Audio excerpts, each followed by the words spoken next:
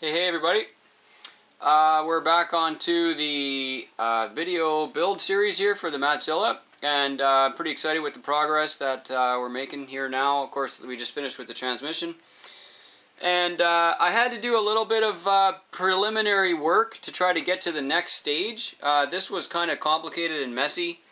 What I had to do to get this next stage going was actually figure out the links and the wheelbase and all that stuff, and just make sure that it was right and it was going to work. And there's a whole bunch of tips I got to tell you to get somehow this short link, sort of a Wraith setup, put back onto the Wraith skid plate. By the way, how many of you guys use batteries and electrical tape to hold up your truck? Oh yeah.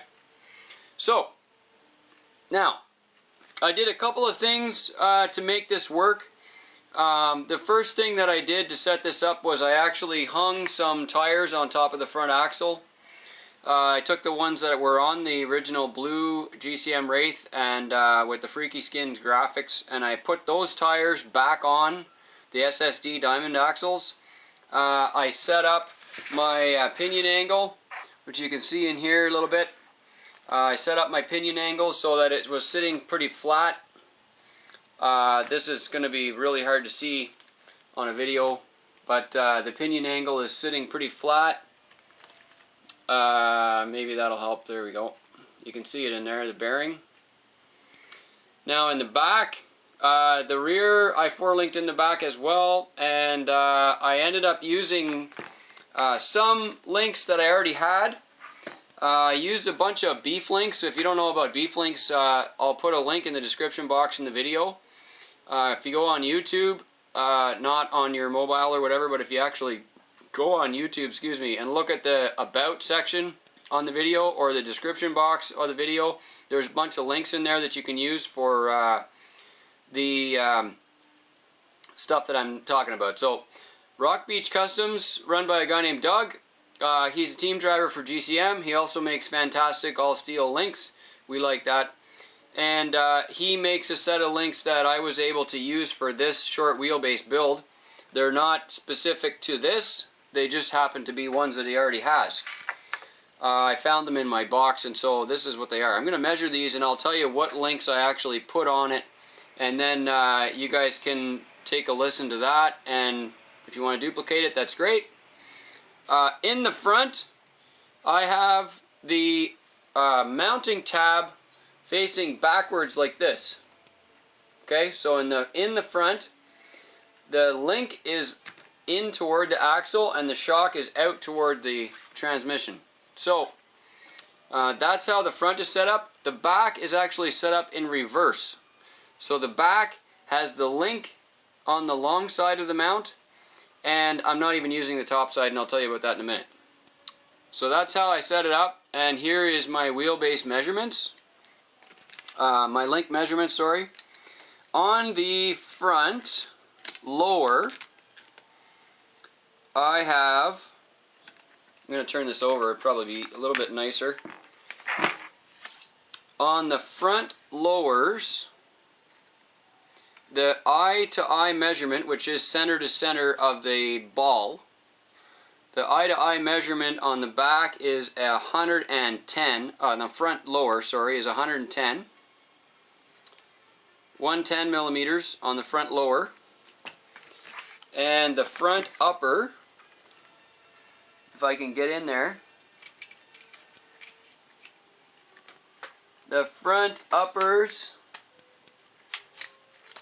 wow, this is a little more annoying than I thought. Line that up. The front uppers are 101. So the bottoms are 110 in the front. The tops are 101 in the front. And that's actually going to work pretty nicely with my geometry. I had a look at it to see kind of where that was going to land me as far as drive shafts and angles and all that stuff, and I kind of predetermined what I want to do for shocks. So I like that in the front. That's good.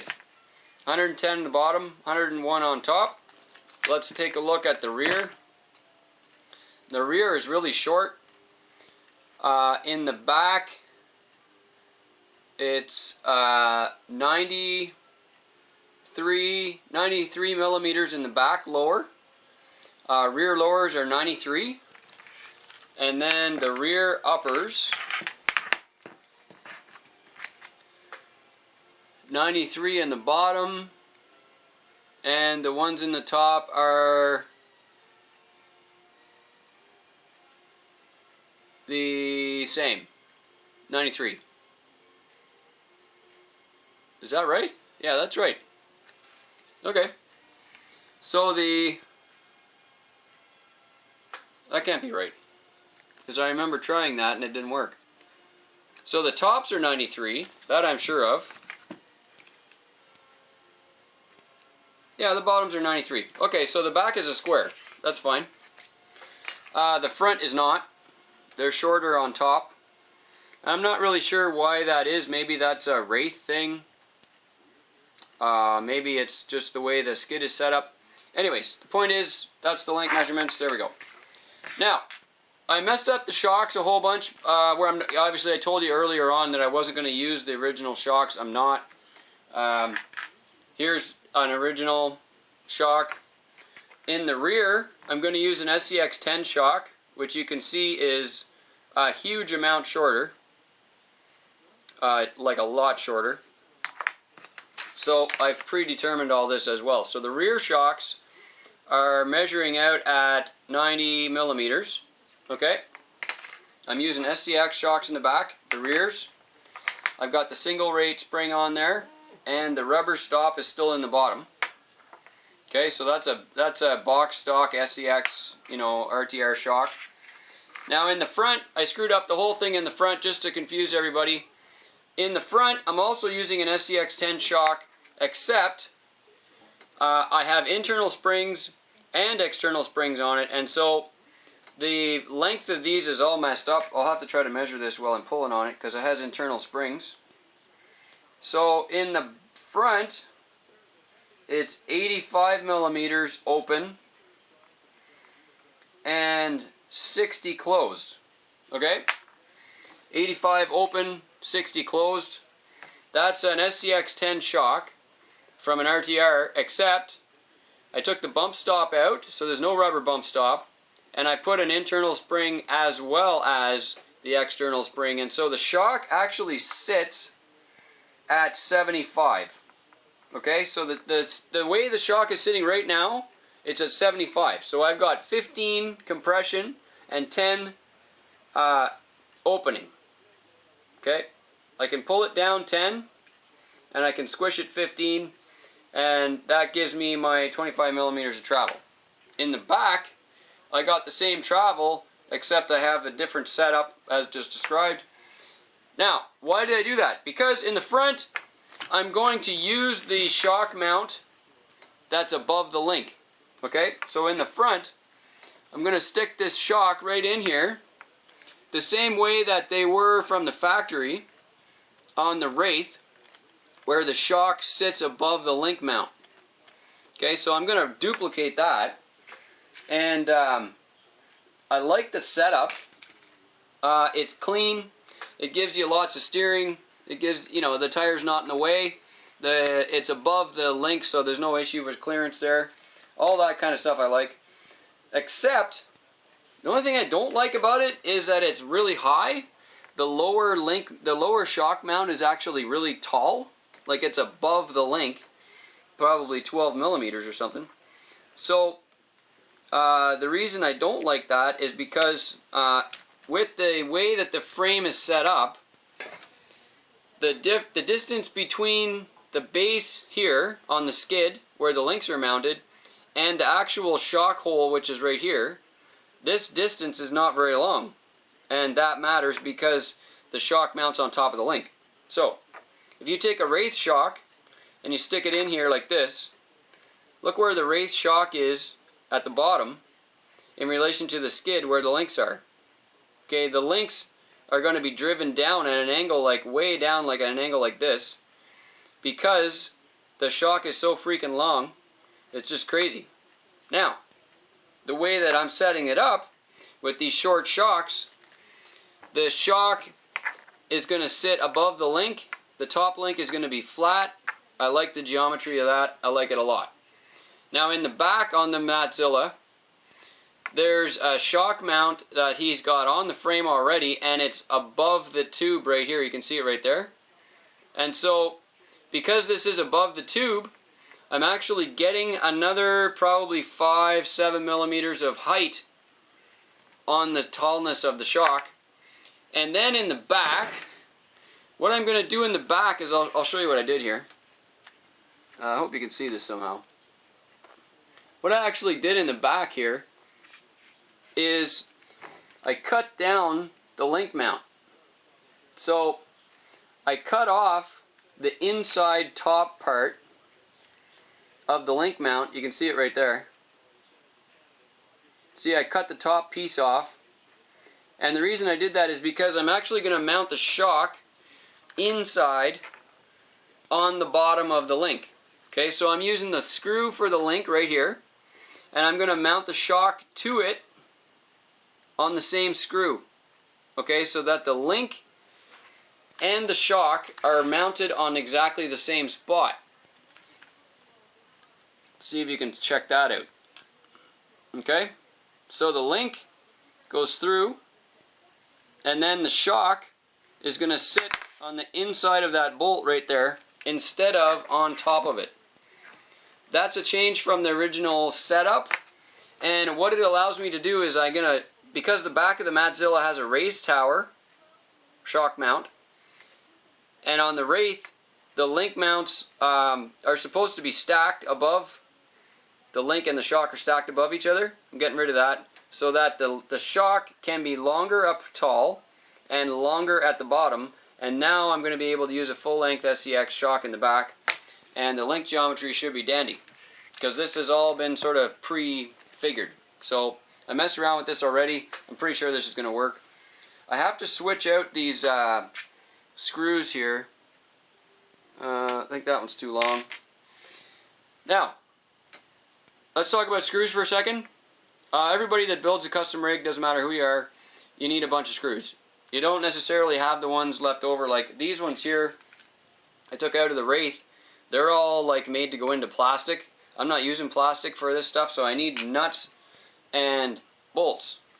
Now, you can do this two different ways. You can save a pile of money and go get a monster bag from TeamK Hardware. Oh yeah. There's 700 pieces in here. There's the list of stuff that came in it. That's crazy. There's 700 pieces in the monster bag. One of my favorite hardware people. Love that. Or, my other favorite hardware guy is Screw Loose. Okay? Screw Loose sells a 650 piece pile. And you can see from the bottom there all the stuff that's in it. There's all different lengths. There's nuts, there's washers, there's small screws, big screws. It's all, you know. So anyways, prices are great. The hardware is fantastic. And the nice part is you can just sort of grab and go. It's really, really, really worth it to take the investment and get yourself some good quality hardware. It looks like I need 20, probably 25 to make this happen properly, so I'm going to grab these. Now I just want to put the back shocks on, and then I'm going to stick the MattZilla cage back on, and I want to actually show you what I'm trying to talk about here, because it seems a little bit complicated. I need a nut on there. So anyway, it was really easy to do that, to do this setup, because the hardware is like so easily available now. You can go get it from Screw Loose or K&K Hardware, Team K&K, and boom, you're done. I mean, you know, you have a monster bag or a box or whatever. You just grab your stuff, whatever you need, do your setup, different lengths. Can't say enough about it. It's a great idea. So I'm glad these people are putting together these hardware kits. Now I'm going to slam these shocks on the back here. See if I can get my little fingers in there and figure this out. I'm kind of getting a little bit excited because it seems like I'm really not that far away from making this thing roll. I have to figure out where I'm going to put the battery and a few other odds and ends, but at this point I'm getting pretty excited. Alright, so we're going to grab the frame here. Make sure my shocks are in the right spot. Try not to chop off the servo wire. I'm going to drop this cage onto the skid, just like that. Get the rear shocks shoved in the right spot. There we go. And so, you know, now it's starting to take shape, okay, and I'm getting excited. I'm going to stick in a couple of screws here into the skid plate through the sides just to kind of basically hold it on there. I don't want to bore you to death with me, you know, just sitting here wrenching on a whole bunch of screws. I can do that on my own time. But I want to get this thing held together and then try to show you the suspension geometry that I'm picking so you can see where I'm trying to go with this. Now, do I have some spacers here? Yeah, I have a couple. We'll see if I have enough spacers to make this happen. I'm trying to mount the shocks on top, and I think I may need some spacers for these shocks. So let me see what I can do here. Grab a bolt. Whoops. I know this is probably way too picky for most people, but the top of the shock has like one has a big side step and the other has a small step, and I like putting the bigger step towards the frame. Doesn't seem like much, but kind of matters to me, so that's how I'm doing it. I like how that's turning out. I'm going to put a nut on there and get this thing secured. This is as far as my predetermined stuff has gone. So what you're seeing right now is not, I did not figure this out. I did gauge the shocks and stuff, but I didn't really, you know, get it all figured out ahead of time. So hopefully this works out the way I think. I need another spacer. And I'm going to jam this on. Alright. Now, what's the point of this truck? U4? Yeah. I'm probably never going to drive this in U4. We don't even have a class for that kind of running around here. The way that I geared this thing way down in the transmission video, the chances of it actually going fast is, you know, not very good. Is my suspension setup actually designed for U4? Probably not.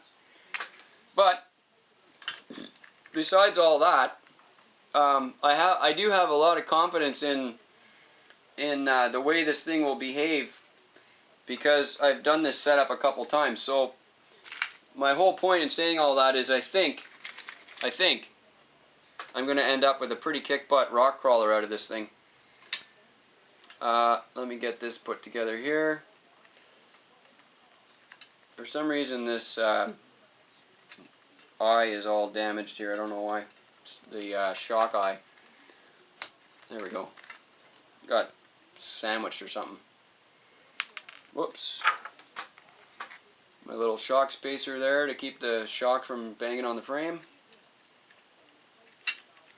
Front hole looks like it's perfect.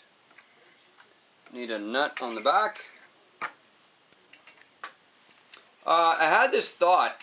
I don't know if you guys have seen the videos that we did. We did a whole big video series on East Coast Scale Challenge 2015.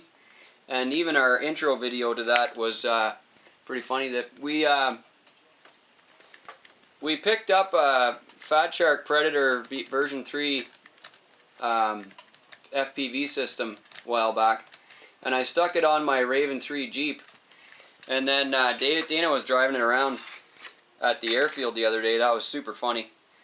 And I took it down to East Coast Scale Challenge, and a whole bunch of guys drove it around down there at the vendor tent, and that was super funny.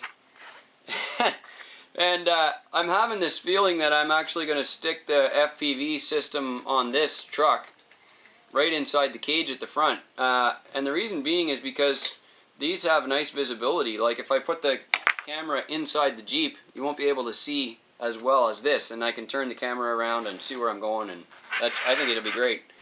So don't be surprised if there's some random video on our channel with this thing rolling around on its own with seemingly no driver. It could very well be that I've put FPV in it. Kind of excited about that opportunity as well. Sounds like a lot of fun. And I got to get one more spacer for the back here, which I seem to have lost from the original axial stuff that I took off. Don't know where it is. I will be right back.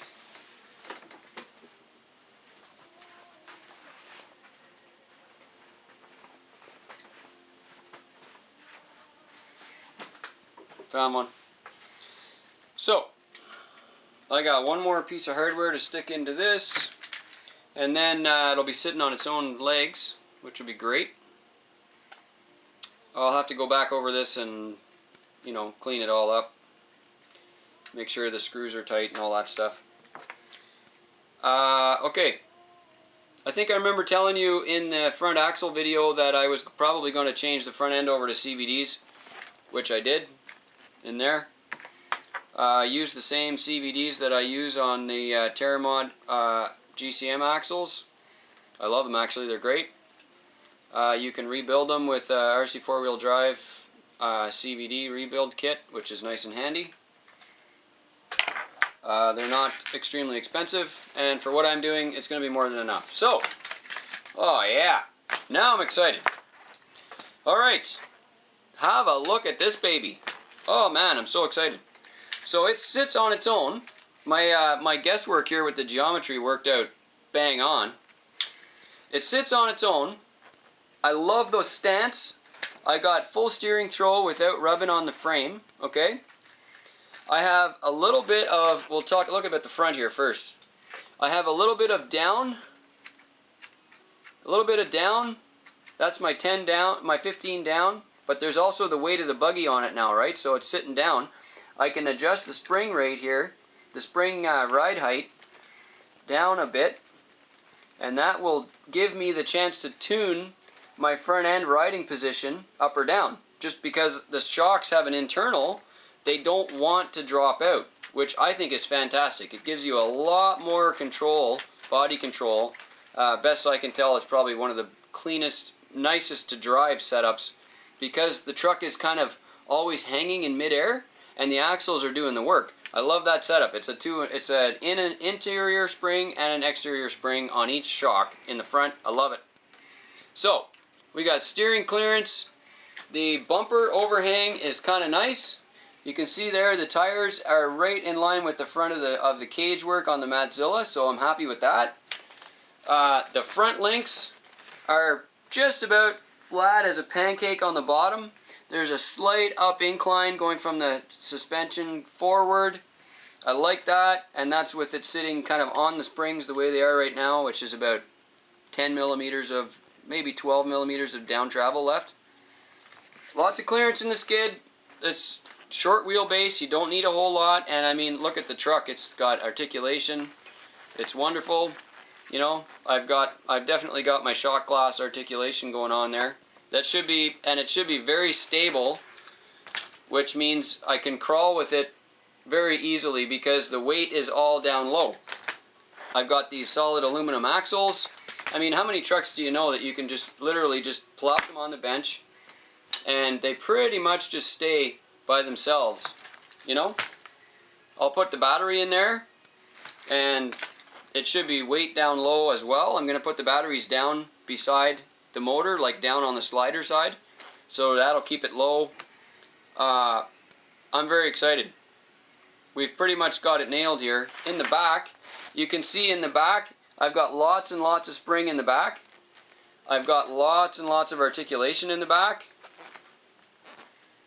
So, if I can get a little bit of forward weight bias on it, I should have a super nice riding U4 here. I'm really getting excited. Now I'm almost at the end and I just feel it, you know what I mean? I'm going to do all the decorating, put the body panels on, interior, all that stuff. I did have, you probably saw this, I did have this kind of chopped up Wraith interior that I managed to jam in there into the MattZilla cage. It didn't fit very well. I definitely had to jam it in. But unfortunately, after the tranny placement was in, the interior had to go.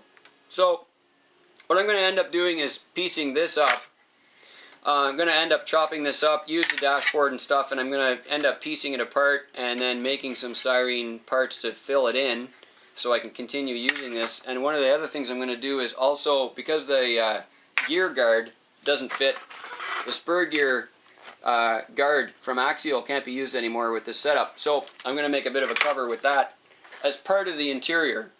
And that'll be mounted into the actual cage work. So when you take the skid and drop the drivetrain out, the interior will stay. It should be really easy to service that way. I just want to make sure I can keep the dirt off the gears. That's so far where I'm at. I've got the suspension links and shocks on. I'm really happy with the setup. I think you guys already know from watching the channel that one of our sort of trademark setups is low trucks, not too much suspension travel. It's a theme that we have had going on with this type of link geometry for a really long time. It's been very successful for us on our comp trucks, and I'm looking forward to some really good success with it on this setup as well. Have fun, guys. Thanks for watching the video, and we're going to come up with the next episode really soon when I've got all the drivetrain all buttoned up and I'm starting on the interior and the decorations and panels, and we're going to make it look pretty very soon. So thanks for watching for the MattZilla U4 build series. Bye-bye.